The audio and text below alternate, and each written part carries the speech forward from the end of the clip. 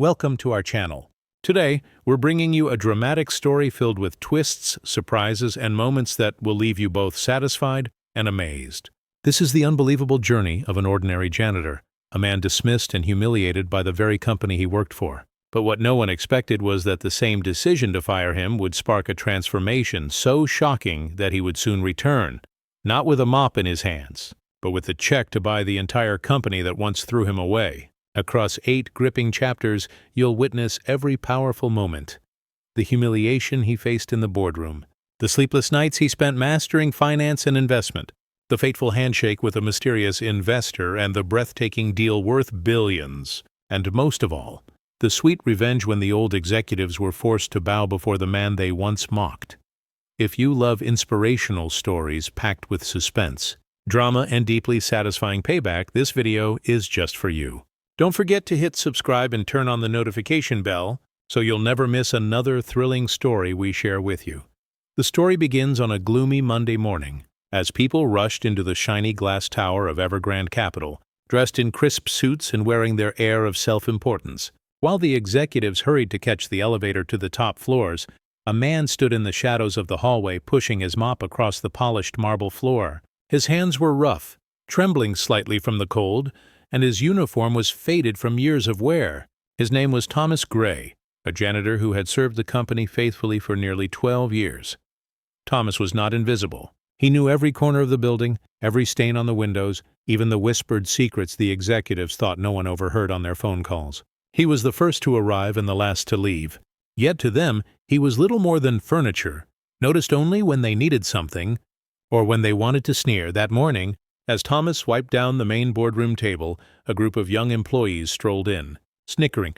Betty couldn't understand a single number on that profit chart. Another chimed in. Yeah, but hey, mopping floors is a skill too, right? Just not one that'll ever get you this chair.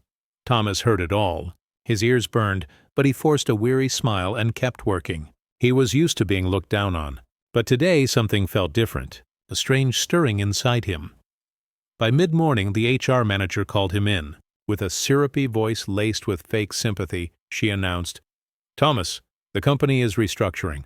We're sorry, but there's no longer a place for you here." No longer a place? Thomas thought bitterly. Does the floor mop itself now?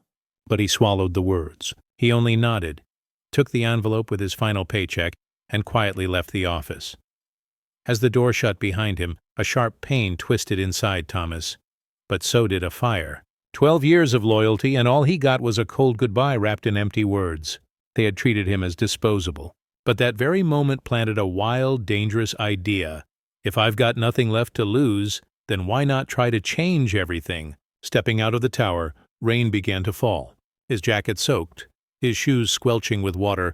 Strangers glanced at him with pity. But in the eyes of the man who had just been fired, for the first time, burned a fierce light. A vow whispered silently to himself. One day they'll regret underestimating me. The day he was fired, Thomas returned to his rundown apartment on the outskirts of town. The place was barely big enough for a sagging bed, a rickety wooden table, and a couple of loose-legged chairs. The kitchen smelled of dampness, and the ceiling bore dark water stains. He set the envelope with his final paycheck on the table, tore it open, and stared at the meager sum. It wasn't even enough to cover next month's rent and utility bills.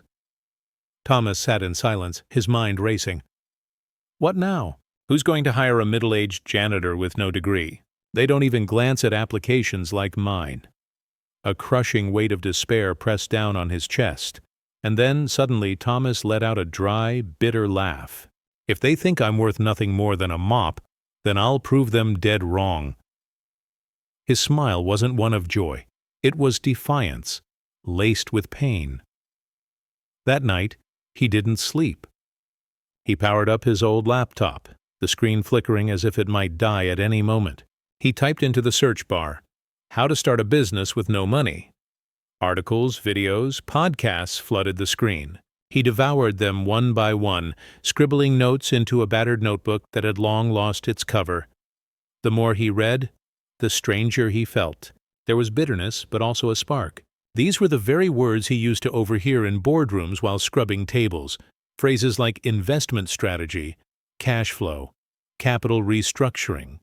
Back then, he had stayed invisible, silently wiping down shiny desks while the executives plotted their empires. Now those same words had become his lifeline. By dawn, his eyes were bloodshot, his hands trembling from exhaustion. He shut the laptop and looked out the window. The city was waking up, glowing faintly after a night of rain. In his chest, something fierce took root. I will learn. I will try. Even if it's only one small step, I will take it. Somewhere in that darkness, the seed of an impossible comeback had just been planted. In the days that followed, Thomas's life fell into a strange rhythm. By day, he delivered packages, hauled boxes, took any odd job he could find to scrape by. By night, he buried himself in books, financial lectures, and online courses. Sometimes he slipped into the city's grand library, sitting among rows of shelves, surrounded by bright-eyed students with glowing laptops. He felt out of place, but also strangely determined. If they can learn this, so can I. No one's born knowing these things. One evening, he worked up the courage to approach the librarian and asked for a book on business management. She looked at his worn uniform, his grease-stained hands, and then smiled. "Interested in this, huh? You should read it. It's good stuff." That simple kindness warmed him. It had been a long time since anyone looked at him without ridicule, but life was far from easy. Some nights, he was so exhausted he'd fall asleep the moment he opened his laptop, waking up at dawn with his cheek pressed to the notebook full of crooked notes. Other days, the power was cut off for unpaid bills. Thomas would sit in a cheap cafe, order the smallest cup of coffee, and stretch out the free Wi-Fi and overhead light just to keep studying. And in those cafes, he overheard pieces of the real world. Students debating startup ideas, young couples arguing over their new app, a businessman on the phone talking about venture capital. Each fragment of conversation was like a puzzle piece, helping Thomas slowly build a new picture in his mind. The world is bigger than I thought, and there's no reason I can't fight for a place in it. Perhaps on the day the company fired Thomas, they thought they had rid themselves of a burden. In truth, they had just unleashed a man burning for transformation. One evening, after weeks of drowning in books and lectures, Thomas sat by his window, staring at the city lights. The cup of coffee beside him had gone cold, his notebook crammed with messy scribbles. But this time he didn't feel overwhelmed. Instead, something else glimmered in his eyes: excitement. He was beginning to grasp concepts that once seemed alien: cash flow, gross profit, expansion strategy, venture capital. He even sketched out a rough plan for a small service he thought he could start with the little money he had. Each clumsy line on the page was a spark of hope, a tiny step away from being just the fired janitor.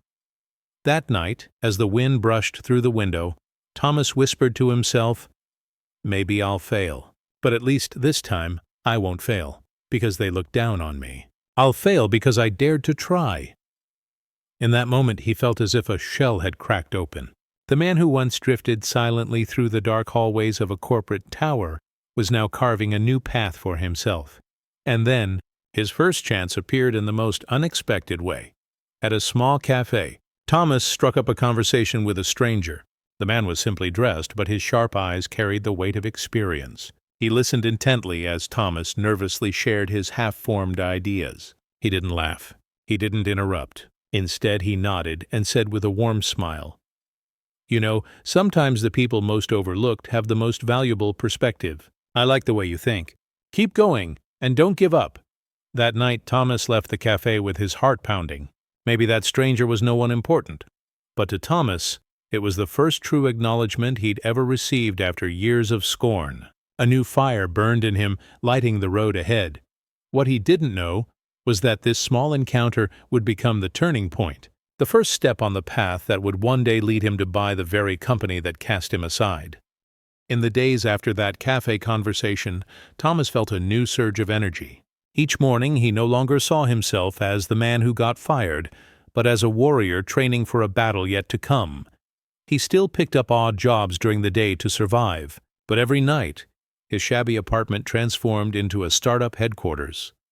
On his rickety table, yellow sticky notes covered every inch, scribbled with wild ideas: app to cut office cleaning costs, building management solutions for small businesses, consulting services for safe operations, Some were crazy, some ridiculous. But Thomas refused to throw away a single note. He believed that even broken pieces could someday fit into a bigger picture. One night, as he struggled over a cost sheet, he remembered the stranger's sharp eyes and his words. The most overlooked people often have the most valuable perspective. The sentence struck him like a spark, lighting up his dark little room. Thomas did something he had never dared before. He began writing a business plan. He worked through the night, researching every detail, from renting a virtual office to raising small amounts of capital from friends or community networks. His messy scrawls slowly turned into structured numbers. Page after page filled up, each line pulsing with determination. When dawn broke, Thomas laid down his pen, exhaling as though he'd just run a marathon. Before him sat a stack of clumsy but heartfelt pages, the very first blueprint of his future. He whispered to himself, "They might laugh, but this is the first step, and if this is just the beginning, then I will go much, much further." Thomas knew one thing for sure. Ideas were easy, but turning them into reality was the true test. The next morning, he took his handwritten plan to his usual cafe, spread the papers out, and started calculating. His funds were pitiful, just enough to print a few black and white flyers and buy a cheap second-hand phone to take calls.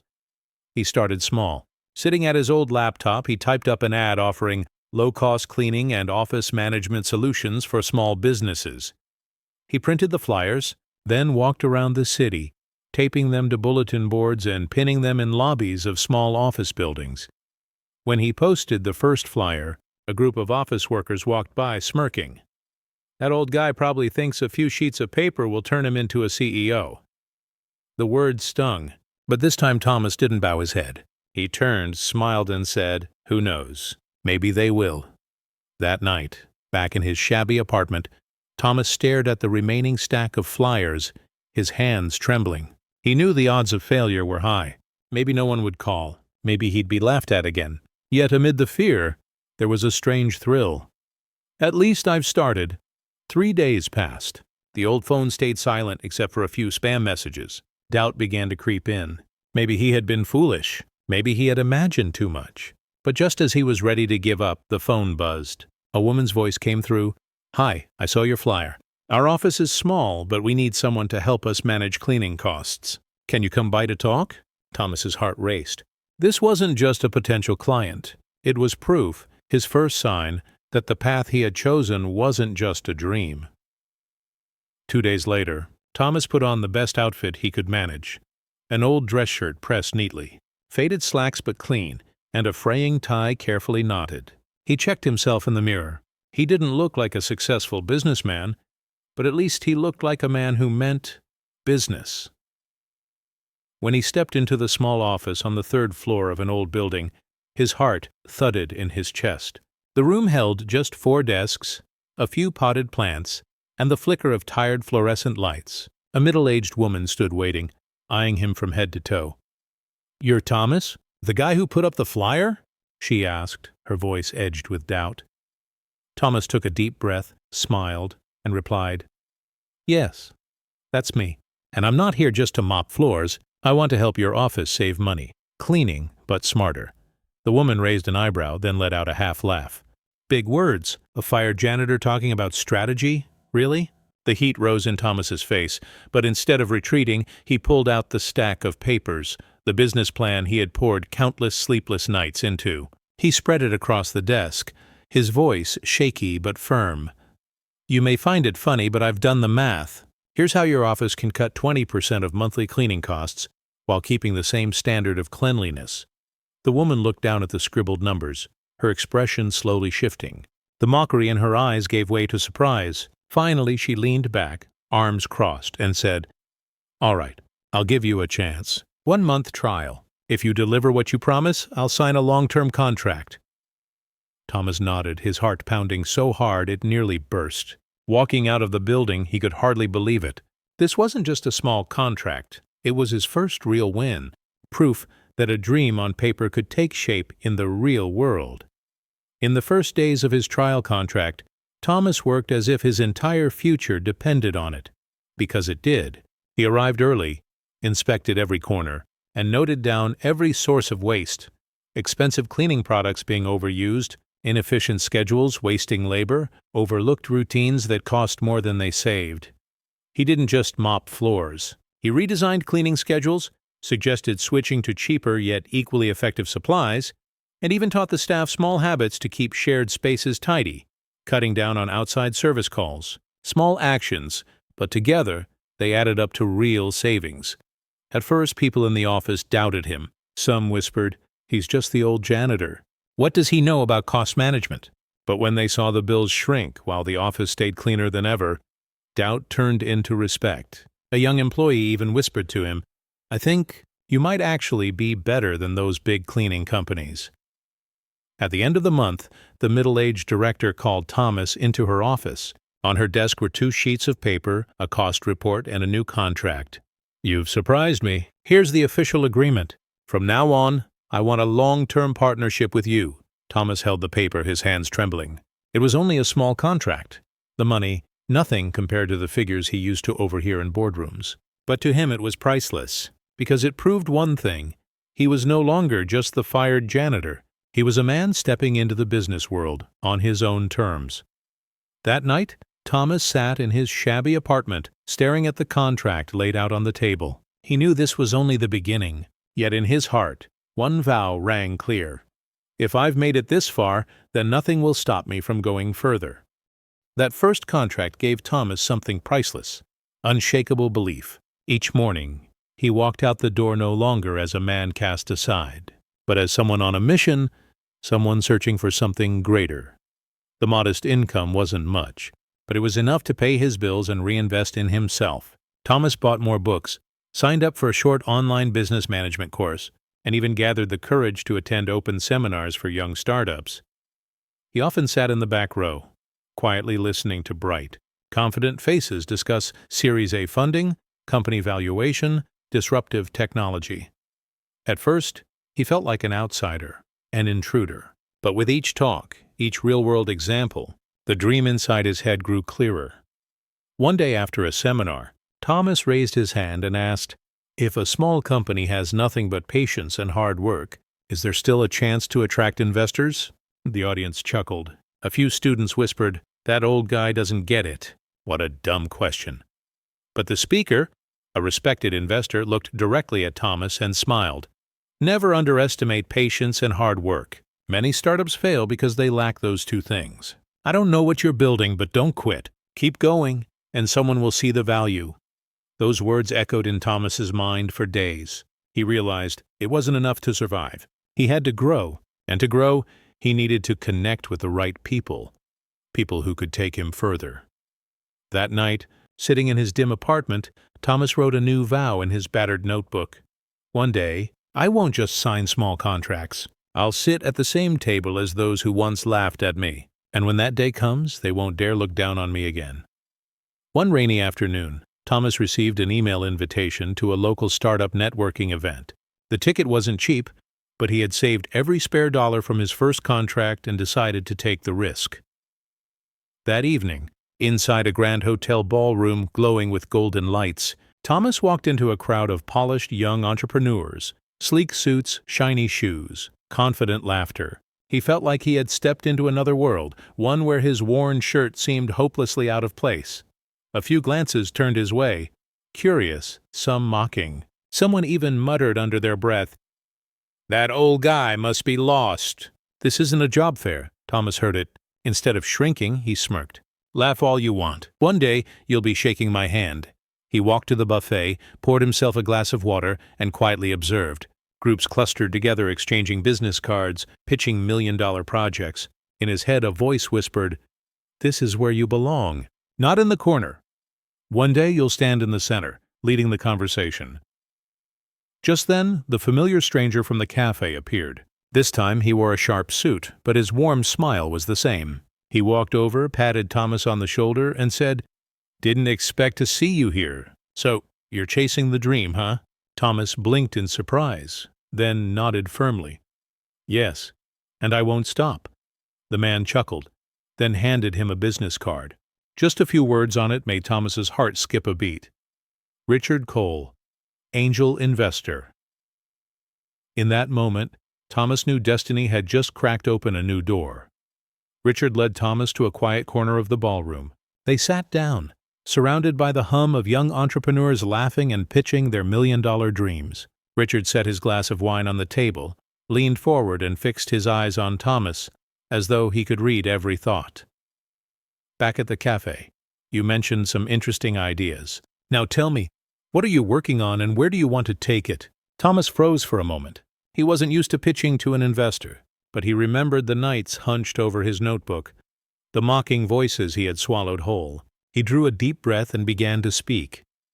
He talked about his cleaning and cost management service, how he had already helped a small office cut expenses by 20%, and the potential to scale this model to hundreds, even thousands, of small and mid-sized businesses. His words weren't polished, his voice trembled, but his eyes blazed with conviction. Richard listened intently. When Thomas finished, he was silent for a few seconds, then let out a small laugh. "You know, I've heard thousands of pitches in my life. Some people speak so slick they could be actors, but there's no fire in them. You, on the other hand, you've got so much fire it makes me believe you might just pull it off." Thomas's heart pounded wildly. For the first time, someone with real influence wasn't just listening, but acknowledging him. Richard placed a hand on the table, his voice firm. "I'm not promising anything yet, but I want to see how far you're willing to go. Show me real results, and I'll consider investing. Think of this as a challenge." Thomas nodded hard, as if receiving a sacred command. He knew this wasn't pity. This was a chance and a test. That night, when he stepped out of the ballroom, the rain had stopped. City lights shimmered across the wet pavement. Inside him, a vow echoed, "I won't waste this chance. No matter how hard I have to work, double, triple, I'll prove they were wrong to underestimate me." Back in his shabby apartment, Thomas didn't go to bed. He sat at his table, notebook open, his eyes burning with fire. Richard's challenge echoed over and over. "Show me real results." He knew this wasn't a game anymore. This was his one chance to step out of the shadows. If he failed, he'd be nothing more than the fired janitor again. But if he succeeded, it would be his first real leap into the world he had only ever seen through glass doors. Thomas began drafting a new plan, this time not just for one small office, but for a scalable service, one with clear processes that could compete with major cleaning companies. He calculated every detail: labor costs, operations, the unique edge he could offer, smart service at lower cost. Night after night he worked until his eyes burned and his hands ached. But with every line he wrote, every revision he made, he felt himself transforming. He was no longer the man abandoned in the cold hallways of his old company. He was becoming someone new, a man who dared to dream, dared to act. There were moments when exhaustion nearly crushed him, but whenever doubt crept in, Thomas remembered the mocking laughter of those employees, the HR manager's condescending words, "We no longer have a place for you." Those very insults became his fuel, his whip driving him forward. At last, after weeks of work, he held in his hands a plan thick enough to face anyone. Thomas smiled faintly, lifting the stack of papers and whispering, "This time I won't just clean offices, I'll clean out their prejudices." That night, in his dim apartment, Thomas sat tall, his eyes blazing like a warrior ready for battle, and he knew the next chapter of his life had just begun. That morning, Thomas put on his old shirt, carefully ironed, and carried the thick business plan he had spent weeks perfecting. His steps were both nervous and proud, like a soldier heading into battle. Richard had asked to meet at an upscale cafe downtown, the kind of place where million-dollar deals were discussed over espresso. The room buzzed with polished conversations, the scent of roasted coffee filling the air. As Thomas walked in, that old feeling of being out of place returned, but this time he didn't bow his head. Richard sat in the corner with a sleek silver laptop. When he saw Thomas, he rose and shook his hand firmly. No pretense, no empty gesture. "So what have you got for me?" Richard asked, a faint smirk tugging at his lips. Thomas placed the plan on the table, sliding it across. His heart pounded, but his gaze stayed steady. "This is my plan. It's not perfect, but it's real, and I believe it can grow." Richard flipped through the pages, scanning each line, each number. For Thomas, every second dragged like a century. His fists tightened under the table, bracing for ridicule. but when Richard finally looked up, his eyes were sharper, brighter. Not bad. Not bad at all for a fired janitor. You know, I've seen plenty of glossy plans out there, but most of them lack what yours has. Honesty. You're not dressing it up, you're grounding it in reality. Thomas exhaled in relief. But before he could speak, Richard leaned forward, voice low. But theory only gets you this far. Now I want to see execution. I'll connect you with a few small businesses. If you can actually save them money and improve their operations the way you claim, then, and only then, I'll start thinking about investing. Thomas's heart raced again. This was it. The chance he had been waiting for. No more hiding behind notes and numbers. It was time for the real battlefield. And he knew, this time, failure was not an option. A few days later, Richard sent Thomas a short list. 3 small businesses in the city. Below just a single note. Your first test. Make an impression. Thomas chose the first, a modest print shop in an old industrial district. On the appointed day, he put on his neatest clothes, carried his notebook filled with scribbled numbers, and walked into the office of the shop owner. The owner was a heavy-set man with a booming voice and eyes full of skepticism the moment he saw Thomas. "Richard sent you? He said you used to be a janitor?" he asked, raising an eyebrow with a half-smile. Thomas didn't flinch. He smiled back, steady. "That's right. And because I used to be a janitor, I know exactly where people waste money without realizing it. I'm here to help you save." The owner crossed his arms, smirking. "Sounds nice. But if you can't convince me in 15 minutes, we're done here." Undeterred, Thomas opened his notebook and began breaking it down. The electricity bills from keeping the shop lit all night, cleaning supplies purchased at nearly double the market price, inefficient work schedules bleeding money. He spoke slowly, firmly, each number backed by careful notes. At first, the owner leaned back, shaking his head. But the more Thomas laid out, the more his eyes narrowed, not in dismissal, but in focus. When Thomas demonstrated how the shop could slash nearly 25% of monthly operating costs, the man froze, leaning forward with both elbows on the desk. "Are you serious? If you can actually do that, you're not just saving me money, you're saving my business." Thomas nodded, his eyes alight. "I'm serious. Just give me a chance." For a moment, silence hung between them. Then the owner burst out laughing and extended his hand. "All right, I don't know who you really are, but I like the way you talk. 1 month. Let's see what you can do." Thomas gripped the man's hand, a wave of nerves and triumph surging through him. This wasn't just a contract. This was his first true battle on the battlefield Richard had opened for him.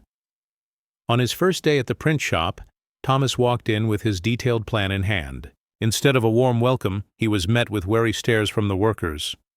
"Who is this guy? He used to be a janitor, right? Now he's here to teach us how to save money?" The whispers trailed him down the hall. Thomas didn't react, just smiled faintly, as if he had grown used to being dismissed. But inside he swore he would turn those whispers into fuel. He started with observation.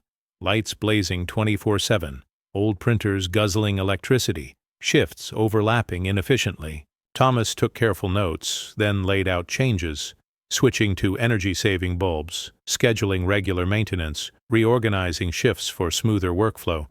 At first the workers resisted. "Fewer shifts. Who's going to pay our overtime then?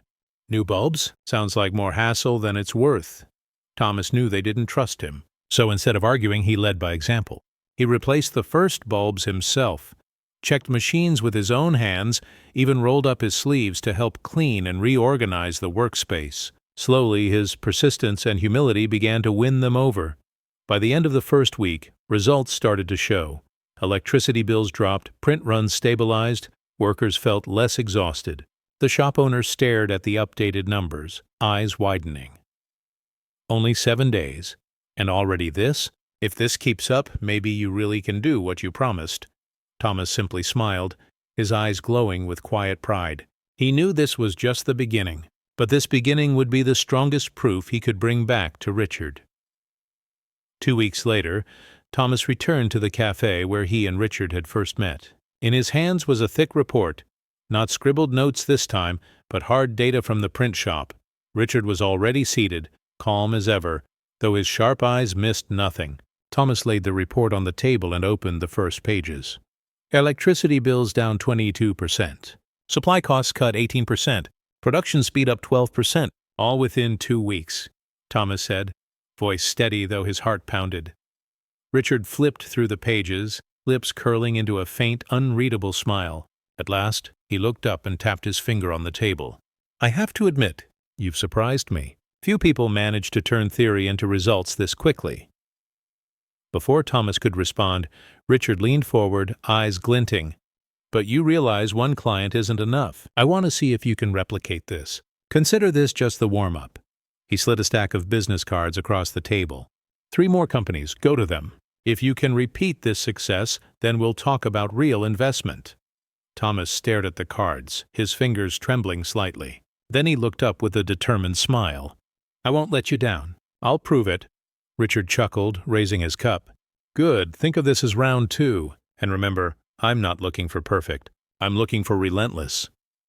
That night, walking back through the city lights, Thomas felt both fear and exhilaration.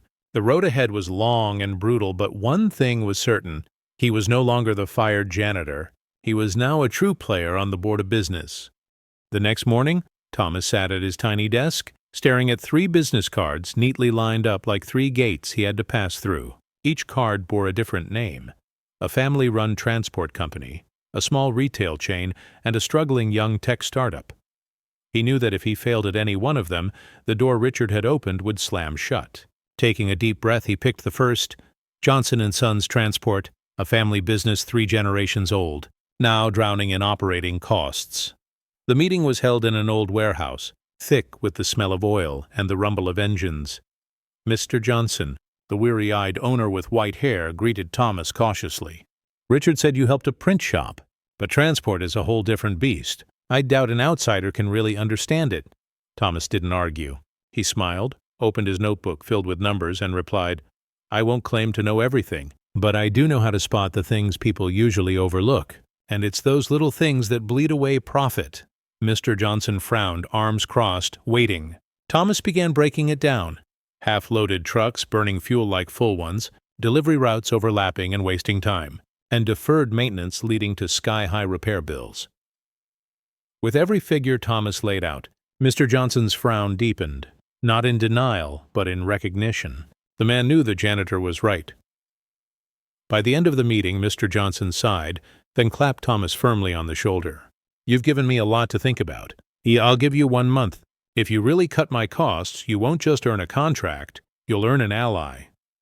Walking out of the warehouse, Thomas felt both nervous and exhilarated. This was only the first of 3 companies, but he knew he had just laid a solid stone on the path to proving to Richard and to himself that he was no longer a fired janitor, but becoming a true strategist. After his promising start with the transport company, Thomas moved on to the second name on Richard's list, Brightmart, a small retail chain with 5 stores, struggling under rising costs and shrinking profits. At the headquarters, a modest office above an old street, Thomas met the chain's manager, a sharp-eyed young woman with cropped hair and brisk movements. She introduced herself curtly. I'm Linda, manager of Brightmart. Richard said I should hear you out.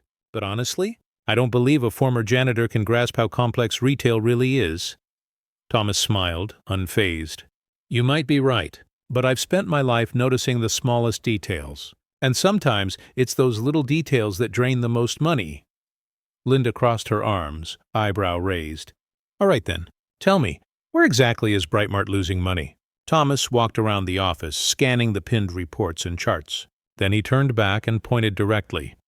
Your inventory isn't tightly controlled. Expired products are being overlooked.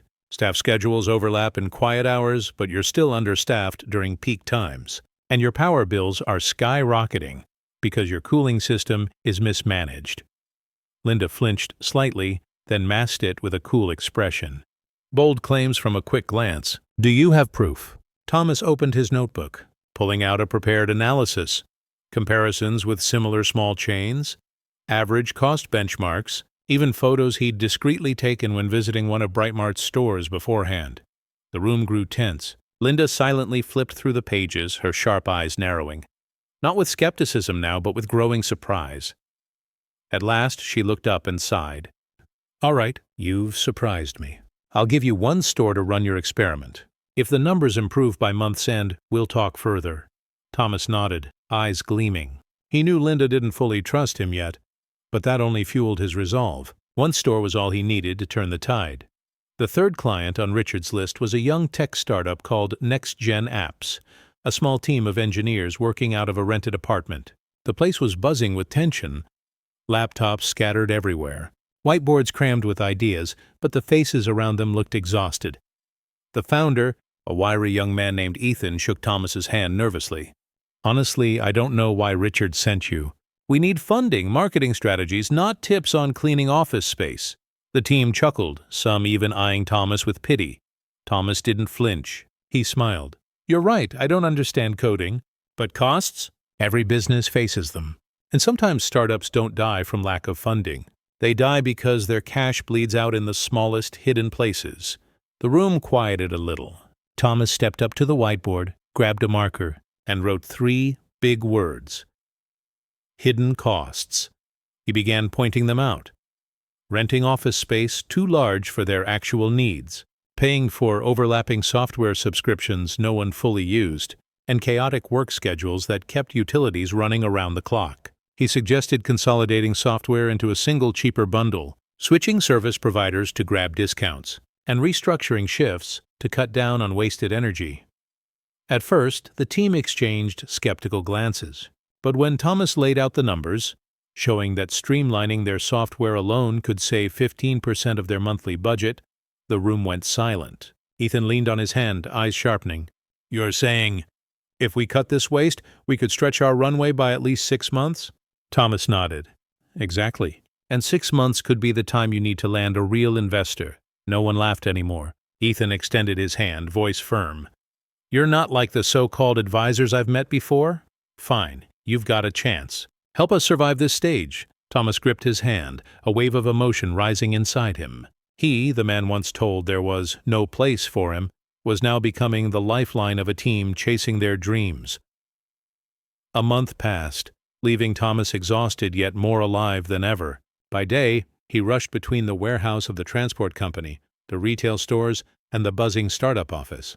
By night, he worked tirelessly, crunching numbers, writing notes, and refining reports.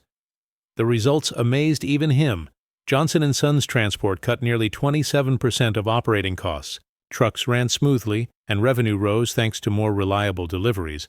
Brightmart saved 20% on monthly expenses, while the test store's revenue climbed 15% due to smarter staffing and better displays. Next Gen Apps, once on the brink of collapse, had secured at least 6 more months of runway, enough time to refine their product and court investors. On the meeting day, Thomas returned to their usual cafe. Richard sat waiting, eyes sharp as ever but with a faint smile tugging at the corners of his lips. Thomas laid 3 thick reports on the table, each page filled with data, charts, and before and after comparisons. He didn't boast. He let the numbers speak. Richard read in silence. Occasionally he frowned, then nodded, sometimes chuckling softly as though watching something remarkable unfold. After nearly half an hour, he set the reports down and looked at Thomas. "You know, I've tested dozens of people. 90% quit halfway, but you not only made it through, you did better than I expected." Thomas swallowed hard, heart pounding like a drum. Richard tapped the reports, his voice steady and firm. "You've proven something. Patience and grit are worth more than any degree. From now on, I won't call you the fired janitor. I'll call you my partner." Thomas sat frozen, as if every hardship of the past months condensed into a single tear, welling at the corner of his eye. From nothing, from humiliation and rejection, he had fought his way into recognition. An angel investor now called him an equal. And in his heart, a voice roared, "This is only the beginning. One day I won't just be a partner. I'll stand level with the CEOs who once looked down on me, or even above them." The next morning, Thomas woke with a strange new feeling. His apartment was still shabby, the ceiling still stained with watermarks, but something inside him had changed. He was no longer the fired janitor. He now carried a new title, partner. Richard summoned him to his private office, a sleek, modern space with glass walls overlooking the city, skyscrapers glittering in the morning sun. Sitting at a polished wooden desk, Richard clasped his hands and fixed his gaze on Thomas. "Now, we can talk seriously. You've proven your ability, but to build a real company, you'll need more than grit. You'll need vision." Thomas listened intently as Richard opened his laptop, projecting a market chart onto the screen. The small business support industry is exploding. Thousands of companies need to cut costs. If we scale this model, you won't just have a few contracts, you could capture an entire market. Thomas's heart raced. He remembered the long nights scrubbing floors, overhearing words like strategy, capital expansion, market share. Back then, they were only distant echoes. Now, those words were becoming his reality. He smiled, his voice firm. "I've been working from nothing all my life. Give me the map, and I'll find the way. Give me the chance, and I'll build an empire." Richard laughed, not mockingly, but with genuine excitement. He extended his hand. "Then let's begin, partner." As their hands clasped tightly, Thomas knew a new chapter in his life had opened. Not just a fight for survival anymore, but a race for conquest. In the days that followed, Richard's office turned into a war room. Charts, reports, and heated debates filling the air. Richard worked at the pace of a seasoned investor. Sharp, decisive, sometimes cold. He mapped out the plan to scale into a full-fledged cost management company for small and medium-sized businesses. But he didn't sugarcoat it.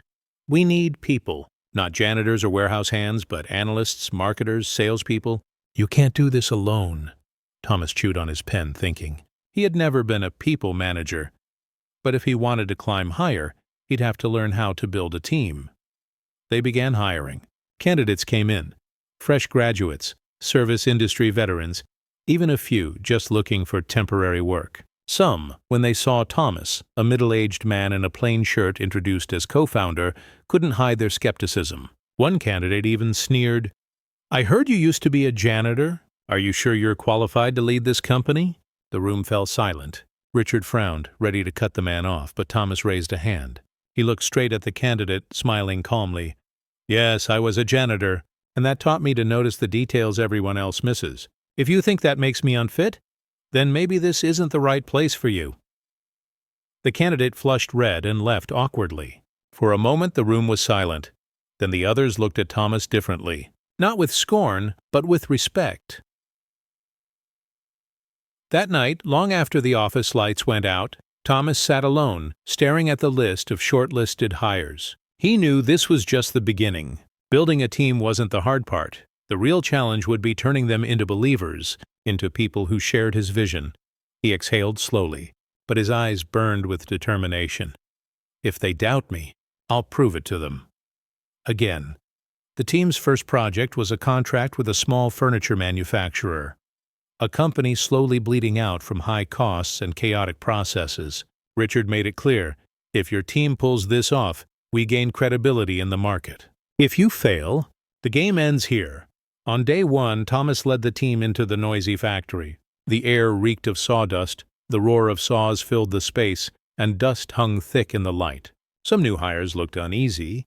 One covered their mouth, another muttered, "Are we really supposed to work in a place like this?" Thomas heard and stopped. He turned to the group. "Yes, it's exactly in places like this that opportunity hides. If it were easy, anyone could do it. But we're here to turn chaos into order." The words silenced them. They saw in this man a strength that didn't come from degrees, but from lived experience. Thomas set to work. He split the team into smaller groups. One tracking material costs, another analyzing production flow, another reorganizing staffing schedules, and he himself, despite being co-founder, didn't hesitate to throw on protective gear, roll up his sleeves, and clean out the storage area to demonstrate how space could be better organized. At first, everything was messy. The young hires argued over numbers, struggled to coordinate, and some still doubted Thomas's competence. But day by day, they began to notice. His suggestions, though simple, worked astonishingly well. After a week, the first cost report came back with significant savings. Nearly 15% cut just by restructuring storage and shifts. The once doubtful faces now lit up with excitement. One young staffer exclaimed, Maybe we really can pull this off." Thomas smiled, looking around at his team. He knew this was only the beginning, but it was proof.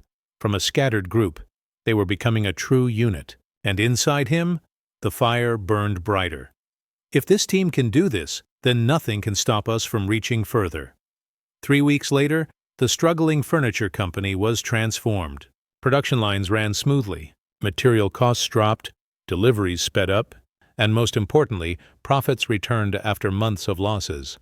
The owner, who had once greeted Thomas with skepticism, now stood in the middle of the shop floor, voice booming. Never thought a brand new team could do what countless consultants failed to achieve. You've saved this company. Workers applauded, and Thomas's team exchanged proud, glowing looks. In that moment, they weren't just a group of strangers thrown together. They were a true team, bound by their first shared victory. Thomas didn't speak much.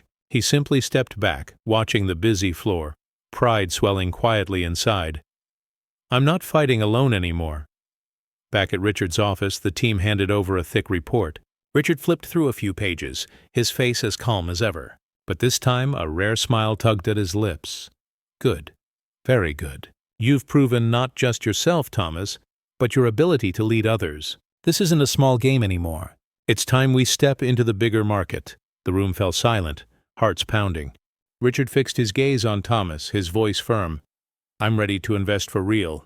No more tests, no more rounds. From now on, we're a company, and our target isn't a handful of contracts. Our goal is the entire market.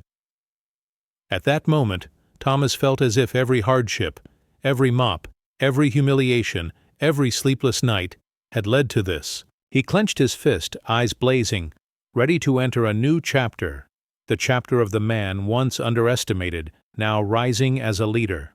The launch of the new company was held in a modern office building downtown. On the main wall hung a gleaming logo, ClearPath Solutions, the name Thomas and Richard had chosen after many late-night debates. Inside the hall, dozens of small business owners, potential partners, and even a few business journalists gathered. Standing backstage, Thomas adjusted his tie, his hands trembling slightly. Never had he imagined standing before a crowd like this, not with a mop in hand, but as a founder. Richard spoke first, his voice crisp and commanding. He outlined their vision, helping thousands of businesses slash costs, streamline operations, and survive in a cutthroat market. Then he turned and called Thomas forward. The spotlight hit. Thomas stepped out to scattered applause, yet he could feel the skeptical stares, hear the murmurs among the audience. Isn't that the janitor who got fired from Company X? Richard must be joking, partnering with a guy like that. Thomas heard it all. But this time, shame didn't weigh on him. He took a deep breath and spoke. Yes, I was a janitor. I was fired. I was laughed at. But from that lowest place, I learned to see what others overlook. Today, I'm not here to dwell on the past. I'm here to prove that sometimes the most underestimated people can change the entire game. The hall fell silent for a moment. Then applause swelled. Louder, steadier this time, but in the corner, representatives of larger service companies smirked, whispering coldly, Fine. Let's see how long this janitor lasts before we crush him. Thomas caught the look, his eyes steady. He knew the real battle had only just begun. Barely a week after the launch, Thomas tasted the brutality of business warfare. The established service giants, long dominant in the market, now saw ClearPath Solutions as a threat, and they didn't hold back. First came the rumors. Anonymous posts spread across business forums. ClearPath is a scam. Led by a fired janitor, why trust them? Potential clients hesitated. Contracts stalled. Then came the price war. Competitors rolled out unbelievable discounts, slashing service fees by up to 50% just to reclaim the clients ClearPath was negotiating with. With their deep pockets, they could bleed for months as long as it killed a rising rival. Inside ClearPath's modest meeting room, tension filled the air. A young staffer fretted, If they keep undercutting us like this, how can we survive? Thomas stayed quiet for a moment. Then he stood, writing 3 words on the board. Real value. He spoke slowly. They can cut prices. They can spread rumors. But what they can offer is honesty and persistence. We don't sell cheap. We prove ourselves with results. Richard watched him, sharp eyes narrowing, but with a flicker of respect. He nodded. You're right. To fight giants, we don't play their game. We create a new one. The room fell silent. Then heads began to nod. No one saw Thomas as the janitor anymore. They saw a leader, one who could turn adversity into a weapon. Inside Thomas, the fire burned hotter. If they want to crush me, I'll prove that even the underestimated can bring down giants. That night, Thomas sat alone in ClearPath's small office. The city lights glowed outside, but inside him raged a silent war. Competitors had money, connections, and media power. What did he have? A young, inexperienced team, and a past everyone had mocked. But then he remembered his janitor days. When others only saw dirty floors, he noticed the tiniest stains. If I survive by spotting what others ignored, then now I'll use that same skill to win. The next day, in the meeting, Thomas laid out his plan. We can't compete on price, but we can compete on transparency. While they hide costs, we show everything. While they make vague promises, we give measurable guarantees. He wrote a bold motto on the board: savings proven, no results, no fee. The room erupted. A young staffer hesitated. But if a client doesn't save money, we work for free? Thomas smiled. Exactly, because we're confident. If we don't deliver real value, we don't deserve to be paid. That's what sets us apart. The strategy launched immediately. ClearPath advertised its unique offer. Every client would receive a detailed before and after report with a guarantee that if they didn't save at least 15%, they owed nothing. While the giants bled themselves with discounts, small businesses began turning their heads toward ClearPath. They thought, a company bold enough to guarantee results must know what it's doing. Richard watched Thomas with pride, chuckling softly. That's the move of a man once underestimated. Simple, but it strikes right at their weak spot. Thomas said nothing, just stared out the window, the city lights blazing brighter. Inside him echoed, the real war has begun, and this time no one will laugh at me. Within just a month, ClearPath's no results, no fee strategy spread like wildfire across the small business community. Transparent reports and clear before and after numbers, posted publicly on their website, sparked endless chatter. One client raved on a business forum. I saved nearly 25% on office costs thanks to ClearPath, and just as promised, if there hadn't been results, I wouldn't have paid a dime. Incredible! Success stories multiplied, and the name ClearPath Solutions began to carry weight. Seen as a hero for small businesses, standing up against the exploitation of giant service firms. But the brighter the spotlight, the harsher the shadows. Competitors grew uneasy. In a closed boardroom, an executive from a rival firm slammed the table. We cannot let some janitor build his reputation at our expense. If ClearPath keeps growing, they'll steal the entire market. The counterattacks came swiftly. Planted articles smearing ClearPath, rumors accusing them of falsifying numbers, even underhanded offers to Thomas's former clients promising lucrative deals if they abandoned him. Inside ClearPath's office, tension thickened. Staff whispered anxiously, if they play dirty like this, how can we fight back? Thomas stood silent for a moment before stepping forward, his voice steady and strong. They smear us because they fear us. And we won't fight back with words, we'll fight with results. Every business we save, every number we prove, will kill their lies. Richard nodded, pride flashing in his eyes. Exactly. The best counterattack is to give them nothing to deny. Only undeniable proof. Inside Thomas, the fire burned hotter than ever. He knew this was no longer a small game. This was a war for survival, and he would fight it to the end for his company, his team, and his dream. After months of rapid growth, ClearPath Solutions had become a name everyone in the market knew. But that success drew the attention of a dangerous enemy, Titan Corp Services, the largest service conglomerate in the industry, long used to treating the market as its private playground. One morning, Richard slid a newspaper across the table. On the front page, a bold headline screamed, Titan Corp vows to wipe out small firms, leeching off the service market. The article below attacked ClearPath directly, accusing them of using tricks to deceive clients. The ClearPath staff erupted. One slammed the table. They want to destroy us! Richard was calmer, though his eyes were sharp as blades. Titan Corp isn't bluffing. They'll strike hard. This is the battle we can't avoid. Thomas sat in silence for a long moment. His mind replayed every step of the journey. The day he was fired, the shabby apartment, the first tiny contract, and now standing at the brink of war with a giant. Finally, he lifted his head, his voice steady. If they want to wipe us out, then let them see. Some things can't be swept away. Truth and persistence. This is our moment to prove we're not a fad. We're the future. In Thomas's eyes, the ClearPath team saw something stronger than any promise. The conviction of a man who had once lived at rock bottom, yet still stood tall.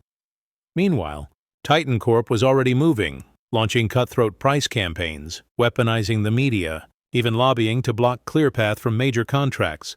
A storm was gathering, and Thomas knew.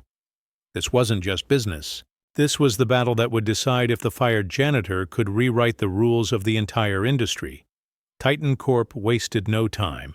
Within a week, they unleashed a massive campaign, slashing service prices to absurd levels, flooding television, newspapers, and social media with ads. Everywhere, the slogan blared, "Choose Titan Corp, decades of trust, not a risky newcomer." The blow rattled the market. Some small businesses already signed with ClearPath began calling nervously. "We're hearing ClearPath is just a marketing gimmick. If Titan Corp is cheaper, are we wasting money?" Inside ClearPath's office, tension crackled. Staff argued. Some panicked. "If clients walk away, we're done. We can't compete with Titan Corp's ad budget." Thomas sat silently, listening. Then he rose, voice firm. "They can flood the airwaves, but we have what they never will: transparency. Let's bring clients to the businesses we've helped. Show them the numbers. Numbers don't lie." The very next day, ClearPath launched Transparency Days. Potential clients were invited to visit companies ClearPath had turned around. They saw before and after bills with their own eyes, heard business owners speak about the money saved. The effect was electric. Social media buzzed with posts. "Titan Corp has ads. ClearPath has proof. First time I've seen a company open its books to the public. That's real." While Titan Corp burned cash on advertising, Thomas and his team were winning trust with the sharpest weapon of all: truth. Richard glanced at Thomas with a rare smile. "You've turned weakness into a strike, but remember, Titan Corp won't stop here. This was only their first shot." Thomas nodded, eyes blazing. He knew he was standing in the heart of the storm now, and the storm was only getting stronger. Titan Corp knew. Attacking the company might not be enough.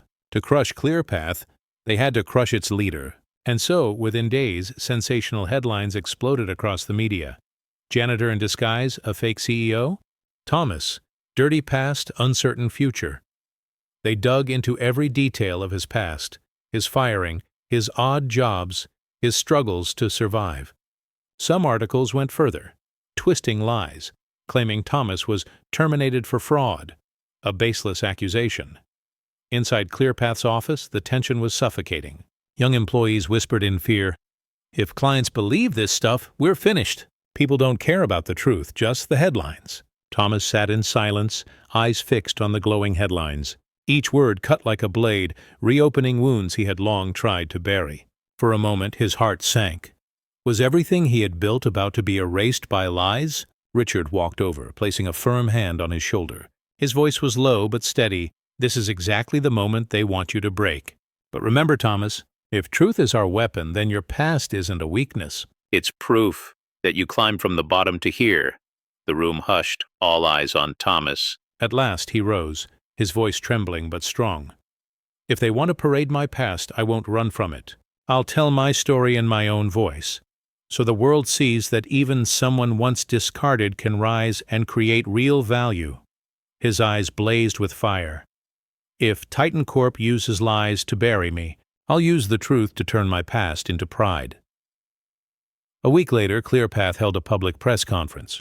Reporters packed the room, cameras flashing, the air tense as if awaiting a scandal. In the back row, Titan Corp's representative sat coldly, waiting for Thomas to stumble. Thomas stepped onto the stage.